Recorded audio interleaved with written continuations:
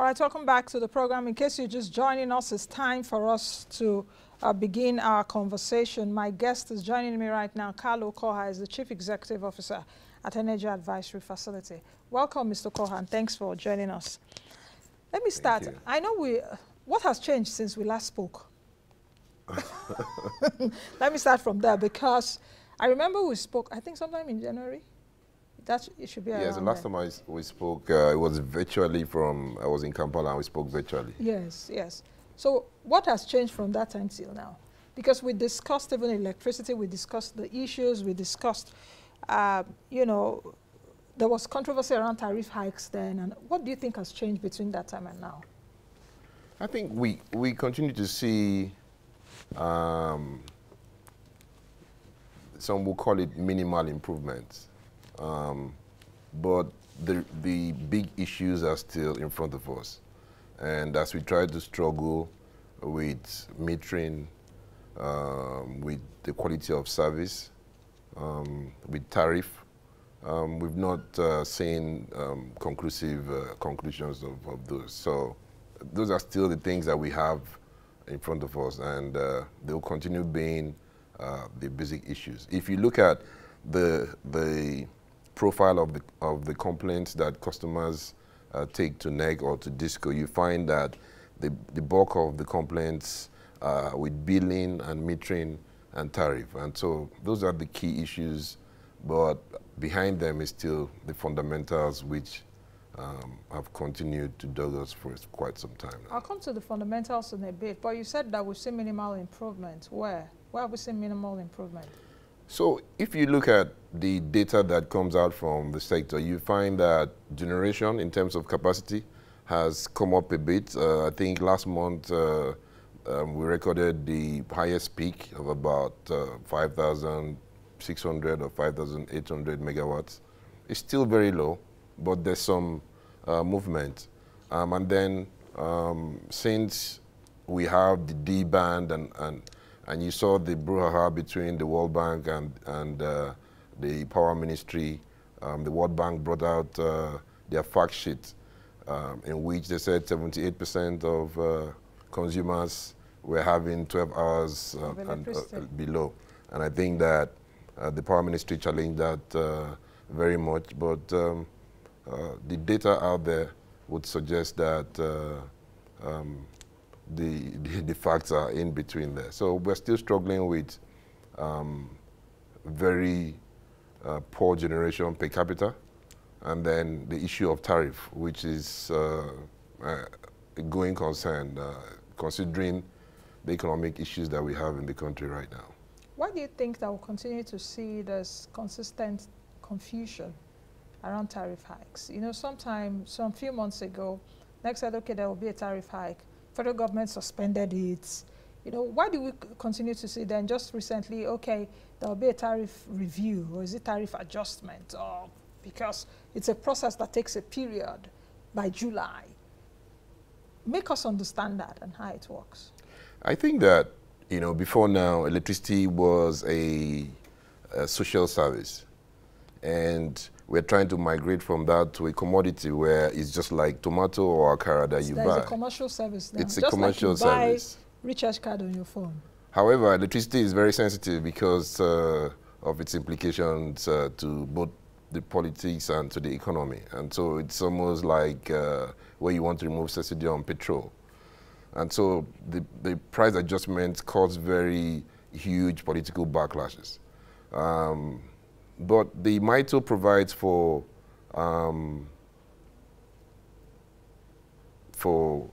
short-term reviews and then the major review. Short-term reviews every 6 months to take care of adjustments in inflation and FX fluctuations. And if we just look back, the last NBS report, inflation has gone up by maybe 2%.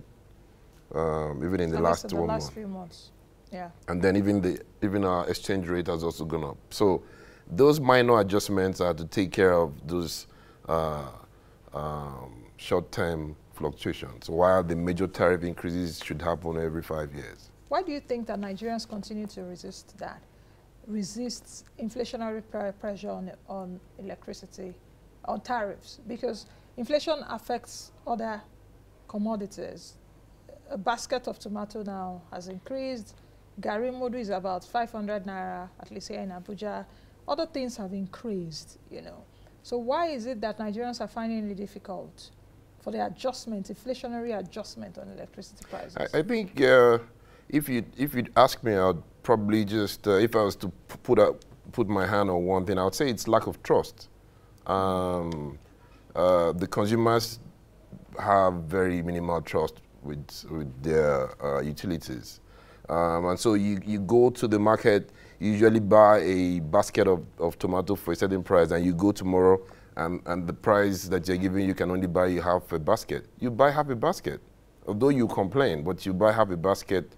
But the same thing happens here, and then, because most people don't even have a meter.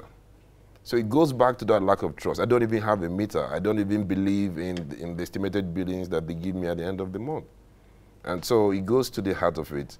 But the irony of it is that, the consumer is willing to go to the filling station and buy petrol at an exorbitant price and come and buy black market and put his generator on. And then the increments, which are less than what he would have done, he kicks against. And so I think that there is need for more enlightenment, but also there are trust issues between... Is it just about trust issues, or perhaps Nigerians have not really understood, or many Nigerians have not understood that the electricity industry right now is no more a social contract. It is purely commercialized, because even seeing as lights will go off now, when light comes, people say, up NEPA. So even that affects the psyche of Nigerians. Oh, NEPA never bring light. Sometimes when I hear, I'm like, oh, there's no NEPA. What you have is disco. Like, which one be disco again? You know, so for your area, there's a disco that controls your area. So even as that, I may call it little, but it's not also little, because you're talking about how much of that affects the electricity industry. I think that it's when you look at it holistically, it's quite complex, because number one, on one hand, economic conditions are deteriorating, and so your purchasing power is limited, and then costs keep going up. And electricity is so central that it would take preeminence over other things, because it's actually very central. Without electricity, you can't actually do much. And so, and over time, I mean, as the reforms have happened over time, I think that the public has also not been carried along fully, and so there's need for additional enlightenment across the board to actually let, like you said, consumers understand exactly why, say, telecoms is the way it is, and nobody complains to government when you can't have service, but you go to MTN. But also, the distribution companies have to do a lot more, because even their customer call centers and their customer services they all need upgrades, and so there's a whole lot. And I keep saying, there's work that goes across. There's work for everybody, for government, for the regulators, and for the distribution companies. Let's talk about some of those challenges that are in the value chain facing the electricity sector. Perhaps cost-reflective tariffs, definitely one of them. Gas supply, infrastructure constraints, for example, transmission lines. What else again? Perhaps, okay, underdeveloped transmission structure. What else do we have? Collection losses, commercial and collection losses. So aggregates, there's something they call ATCC or something. Yeah, aggregate technical. Yeah, so many acronyms. Aggregate technical and commercial and collection losses. So out of all these challenges which I've stated, which one do you think is affecting us the most? I think they all come together to form the inefficiencies in the system, which is priced in the tariff that we see, which is also needs to be reviewed. But if I was to put my single, call one issue, it would be the pricing, and I'll tell you why. The reason why, just without being oversimplistic, the reason why the quality of power is very poor is because there's been underinvestment in the infrastructure. In power infrastructure? In power infrastructure. Okay. That's basically it. If you want improvement in the quality of power, you have to invest in the infrastructure. And the investments have to be recovered. But that was why it was privatized in the first place. That's why it was privatized. So price is very important. If the price does not incentivize private investments, then we'll remain where we are. But on the other hand, who is going to pay for it? And that's why you see this tension between tariff increases and people pushing back. But you cannot improve the quality of service if you don't invest in the infrastructure. Well, if we take a look at the privatization and with what government has done even over the years, I remember in 2017 there was what they call the PSRIP, Power Sector Review and Implementation Plan, if I'm not mistaken. World Bank telling the federal government, okay, we've noticed some deficits, we're going to bring in some kind of money. I think they brought in like $500 million. I don't know if they've opted from that. So if we take a look at all those, you will see that the government is still intervening many ways. And that's very valid concern, because on one hand you say you're privatizing, which means you're giving it to the hands of the private sector, but at the same time you're intervening. But again, just privatization is not a magic wand that you just privatize and everything just changes. You would need some hand-holding and some support over time. But did we get it wrong?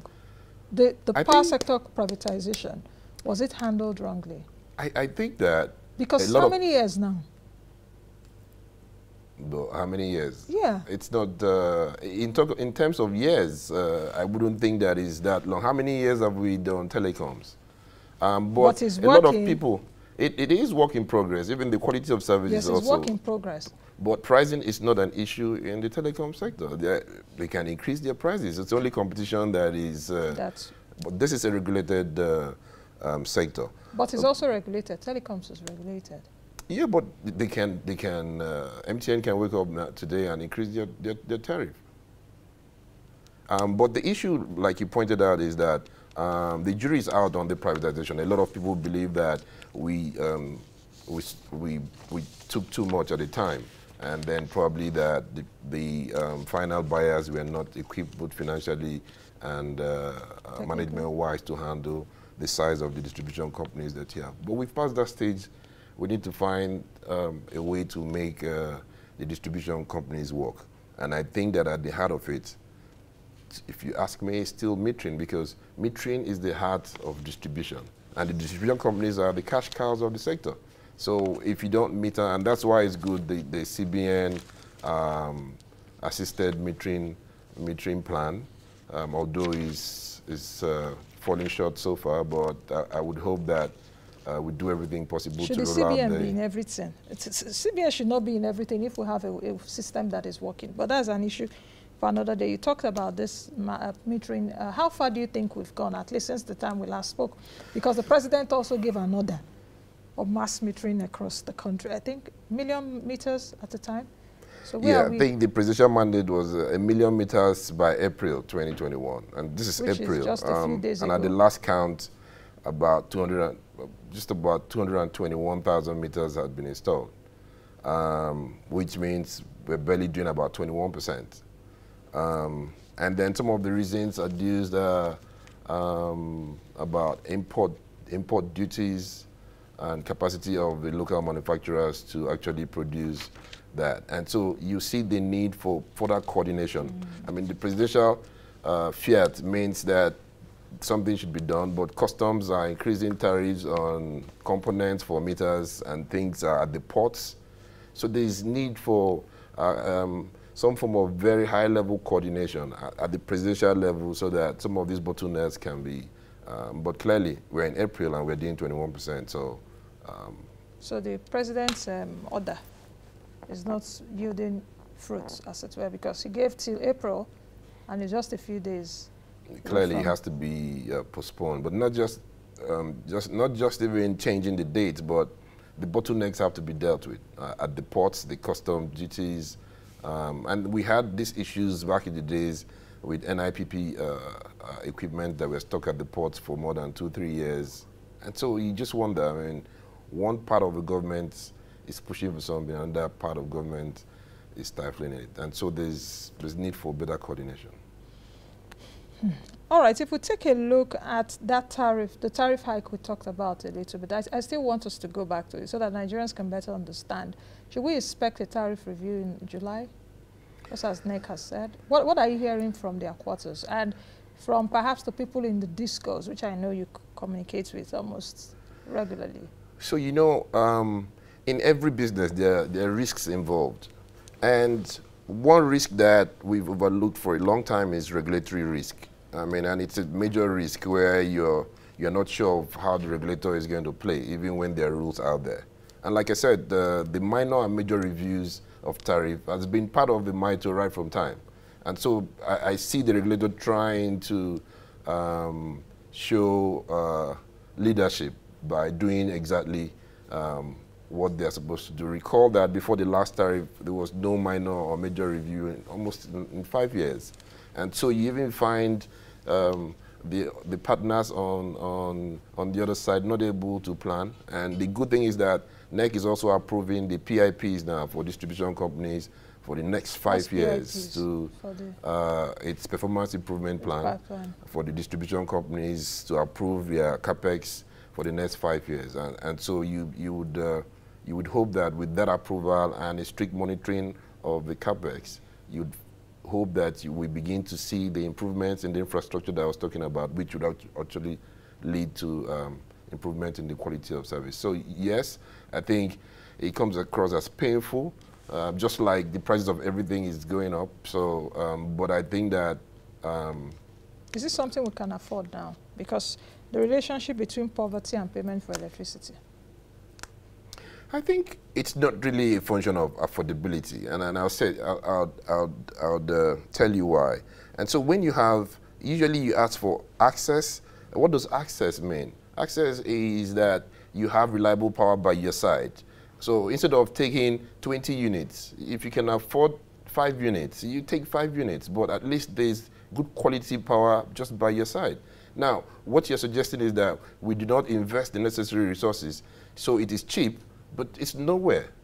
So which option do we prefer? I would prefer that we have good quality power, which is slightly, and then we begin to inculcate some of the discipline that we look for. Because you pass around and you see people's appliances are on 24/7. Even when they are off. Even when they are not at home. Even when they are not at home.